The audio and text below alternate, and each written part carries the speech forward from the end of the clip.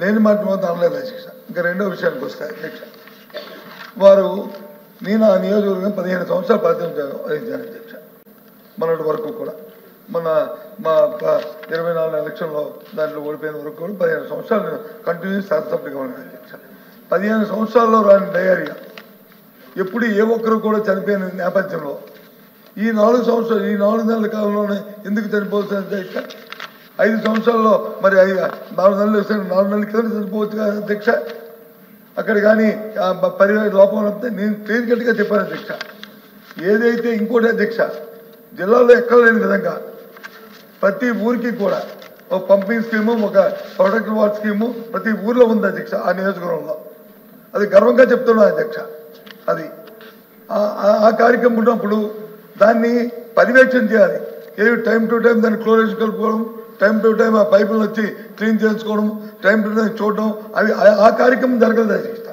ఈ 4 నెలల కాలంలో ఎవరైతే మెయింటెనెన్స్ చేస్తారో ఈ విషయాలు చెప్పడం నాకు ఇష్టం లేదు అధ్యక్ష. అయినా సరే మంత్రి అడిగారు కాబట్టి చెప్తాను.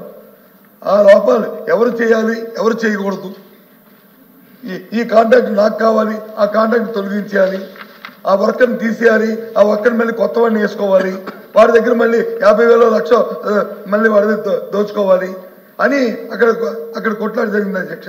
ఈ 4 నెలల కాలంలో వీటికి కారణాలు ఇవ్వ అధ్యక్ష. నేను అసలు అంతవరకు జోలికి పోదలుచుకోలేదు. అయినా వారు అడిగారు కాబట్టి నేను చెప్తున్నాను అధ్యక్ష. పర్యవేక్షణ లోపం వల్ల జరిగిన అధ్యక్ష అంతే అధ్యక్ష. దాన్ని సర్దిద్దుకొని ప్రజలకు మంచి చేయడానికి ఆలోచించేయండి అధ్యక్ష. నీ మీద మీరు మా మీద మీరు విమర్శలు చేసుకుంటే దాని మీద వచ్చే ప్రయోజనం లేదు అధ్యక్ష. ప్రయోజనం లేదు అధ్యక్ష. అక్కడ గౌరవ శాసనసభ్యులు వాళ్ళు అడగడం అధ్యక్ష ఎందుకు జరిగిందో చెప్తారు. ఇప్పుడు శాసనసభ్యులు అక్కడ ఉన్న శాసనసభ్యులు మీ శాసనసభ్యులు కదా అధ్యక్ష. వారితో ఒకసారి సమావేశం పెట్టుకుంటే అధ్యక్ష అడగండి అధ్యక్ష, చెప్తారు. ఏ పని ఎందుకు అది జరిగిందో, ఏ కారణం వల్ల జరిగిందో అది తెలుస్తుంది. అంతేగాని పెద్దానికి గత ప్రభుత్వం అంటే గత ప్రభుత్వం ఏం చెప్తే చెప్పండి. ఇందాక చెప్పారు గత ప్రభుత్వం. సరే, ప్రభుత్వం మీ చేతిలో ఉంది, అధికారం ఎంక్వైరీ చేయండి, తప్పులు జరిగితే దాన్ని శిక్షించండి. ఎవరు వద్దన్నారు మిమ్మల్ని? మేము అడ్డుపెట్టిన ఆగితే ఎందుకంటే ప్రభుత్వం మీది కాబట్టి. కానీ దయచేసి నేను సూటిగా మంత్రిగారిని అడుగుతున్నాను. గొర్రెల మండలంలో మా అధికారులు వచ్చి ఒకరని చెప్పారు. ముఖ్యమంత్రి గారు రాష్ట్రంలో సమీక్షా సమావేశం జరిగినప్పుడు మీ అధికారులు మీరు కూడా ఆ సమావేశం ఉన్నారు. ఎండమండు అని ఆయన చెప్పారు. ఆ మర్నాడు ఉప ముఖ్యమంత్రి గారు వచ్చారు, ఆయన 10 మందిని చెప్పారు. అక్కడ సమావేశం జరిగిన తర్వాత ఇప్పుడు మీరు సభాముఖంగా 4 అని చెప్తున్నారు. చూడండి అధ్యక్ష, వాస్తవంగా చనిపోయిన వాళ్ళు 202 మంది హాస్పిటల్కి వెళ్తే అక్కడ అడ్మిట్ అయితే వాళ్ళకి వచ్చి సౌకర్యం లేకపోయినా ఆ స్కూల్లో అంట అప్పుడు మేము కట్టిన స్కూల్లో ఏవైతే ఆ 4 నెలలు బలలో బెంచీలు బాగున్నాయి కాబట్టి దాని మీద పెట్టి అక్కడ చేస్తే నేను చెప్పాను. ఏమయ్యా విజయనగరం హాస్పిటల్ ఉంది, వైజాగ్ హాస్పిటల్ ఉంది, ఆ పక్కన హాస్పిటల్ ఉంది, అది చేయండి.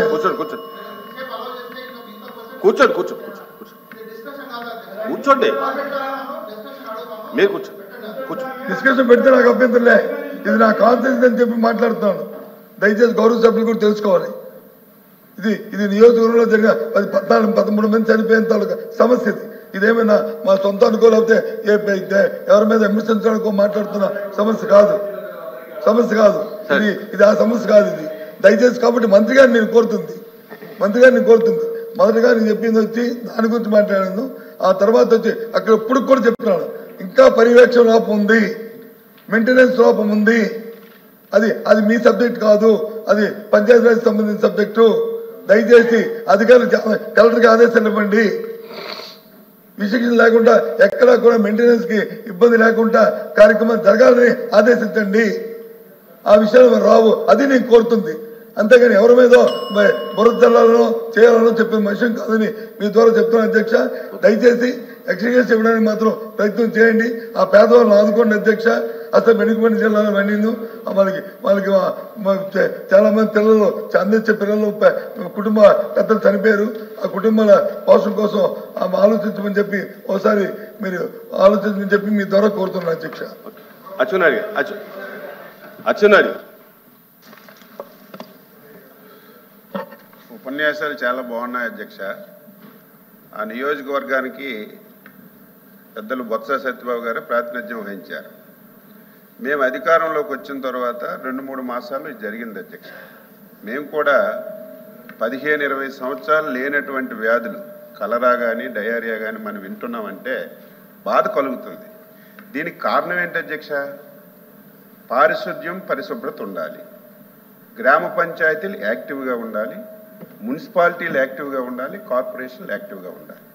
ఈ 3 యాక్టివ్గా లేకపోతే ఎవరు ఎన్ని చేసినా సరే దీన్ని అరికట్టలేమనేది అందరికీ తెలిసిన విషయం. 5 సంవత్సరాల అధ్యక్ష పంచాయతీలో ఒక పైసా ఖర్చు పెట్టారా? ఒక డ్రైన్ క్లీన్ చేశారా? ఒక ట్యాంక్ ఉంటే ట్యాంకులో ఒక పిడికిడు ఉపన్యాసాలు ఇవ్వడం కాదు. నేనే ఇస్తాను ఉపన్యాసం నేనే ఇస్తాను. మైక్ దొరికితే నేను ఉపన్యాసం ఇస్తాను. 5 ఇయర్స్ ఒక్క వాటర్ ట్యాంక్ లో అధ్యక్ష, ఒక్క వాటర్ ట్యాంక్ లో ఒక పిడికిడు బ్లీచింగ్ వేసిన సందర్భాలు లేవు. పేదవాడికి ఒక్క టాయిలెట్ కట్టిన సందర్భాలు లేవు. జరగదు అధ్యక్ష, ఇది జరగాలని కోరుకోం, జరగకూడదు. మేము వచ్చిన తర్వాత మళ్ళీ పంచాయతీలను బలోపేతం చేస్తున్నాం, మున్సిపాలిటీలను బలోపేతం చేస్తున్నాం. 5 సంవత్సరాలు ఒక పంచాయతీకి ఒక పైసా ఇవ్వకపోతే కేంద్ర ప్రభుత్వం ఇచ్చిన డబ్బులు కూడా వీళ్ళు డైవర్ట్ చేసుకుంటే 4,000 కోట్లు ఈ 6 మాసాల్లో తెచ్చి పంచాయతీలను బలోపేతం చేసి కార్యక్రమం చేస్తుంది. సలహాలు ఇవ్వండి, తప్పే లేదు. ఇదంతా మీరు వచ్చిన 5 మాసాలకే జరిగిపోయింది. మీరే మొత్తం చేశారు. ఇది పంచాయతీరాజ్ డిపార్ట్మెంట్. మీరు చెప్పండి, కలెక్టివ్ డిపార్ట్మెంట్ అధ్యక్ష. హెల్త్ మినిస్టర్ లేదు, ఏమి డిప్యూటీ చీఫ్ మినిస్టర్ కాదా? మా హోమ్ మినిస్టర్ కాదా? మీరేమి రివ్యూ చేయలేదా? మీరు కూడా మీరు పెద్దలుగా ఉండి ఆ నియోజకవర్గానికి ఇన్ని సంవత్సరాలు ప్రాతినిధ్యం వహించి ఇది జరిగినప్పుడు నా వల్ల కూడా జరిగిందని ఒప్పుకోవాలి. ఎందుకు ఒప్పుకోవాలి? కానీ ఏదో మాట ఉంది కదా, 5 మాసాలకు జరిగిపోతాయి. నన్ను అధ్యక్ష ఒకటే చెప్తున్నాం, ప్రభుత్వం అందులో మా ముఖ్యమంత్రి గారు చాలా ఫీల్ అయ్యారు. ఎప్పుడూ ఇటువంటి ఇష్యూలు జరగలేదు, వచ్చి 4-5 మాసాల్లో జరిగాయి. ఇక్కడ నుంచే జరగకూడదని ఎక్కడెక్కడ లోపాలు ఉన్నాయో మొత్తం మంచినీటి వ్యవస్థనంతటినీ ఎక్కడెక్కడి నుంచి వాటర్ వస్తుంది మీద ఒక డ్రైవ్ ఇచ్చాం అధ్యక్ష. 4 రోజుల్లో మొత్తం కాలువలన్నీ క్లియర్ చేయమని చెప్పాం. ఏవైతే ట్యాంకులు ఉన్నాయో క్లియర్ చేయమని చెప్పాం. ఇవన్నీ చేస్తుంటే ఈరోజు ఎక్స్గ్రేసి అడుగుతున్నారు అధ్యక్ష. అధ్యక్ష, ఏ స్వతంత్రం వచ్చిన తర్వాత ఇప్పుడే ప్రభుత్వం ఏర్పడిందా? గతంలో ప్రభుత్వాలు లేవా? దేనికి ఎక్స్గ్రేసి ఇస్తున్నారు మీకు తెలీదా? ఎక్కడైనా డయేరియాతో చనిపోతే గత ప్రభుత్వాలు మీరు 5 సంవత్సరాలు ఎవరికైనా ఒక పైసా ఇచ్చారా? ఆ ప్రావిజన్ ఉందా? ఆ ప్రావిజన్ ఉంటే ఇవ్వడానికి ప్రయత్నం చేస్తున్నాం. దానికి ఎక్స్గ్రేసి ఇవ్వండి, 8 మంది ఇవ్వండి, 30 మంది చనిపోయారు చెప్తారు అధ్యక్ష. పేపర్లో వస్తే ఒక్కొక్క పేపర్ ఒక్కొక్కలాగా రాస్తారు. మీ పేపర్ 100 మంది అని రాసింది, ఇంకొక పేపర్ ఇంకొకలాగా రాసింది.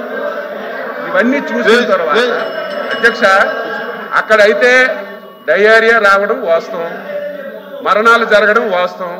అది రాకుండా అడ్డు పెట్టాలి. భవిష్యత్తులో స్వచ్ఛమైన మంచినీరు ఇవ్వాలి. దానికి కూడా మీరు ప్రజాప్రతినిధిగా బాధ్యత వహించాలి. ప్రజల్ని ఎడ్యుకేట్ చేయాలి, వ్యక్తిగత మరుగుదొడ్లు కట్టాలి. ఇవన్నీ చేస్తే తప్ప దీన్ని అరికట్టలేవు. దయవుంచి మళ్ళీ ప్రసంగాలు చేయడం కాకుండా కలెక్టివ్ గవర్నమెంట్ తప్పనిసరిగా పంచాయతీరాజ్ వ్యవస్థను మళ్ళీ మా డిప్యూటీ చీఫ్ మినిస్టర్ గారు దాన్ని యాక్టివ్ చేస్తున్నారు. క్లోరినేషన్ చేస్తాం, డ్రైన్లు క్లియర్ చేస్తాం, మంచినీటి వ్యవస్థను చేసి రాకుండా చేయడానికి మేము అన్ని ప్రయత్నాలు చేస్తాం. చిత్తశుద్ధితో పనిచేస్తున్నామని చెప్పి మీ ద్వారా సభ్యులకు తెలియజేస్తున్నాం.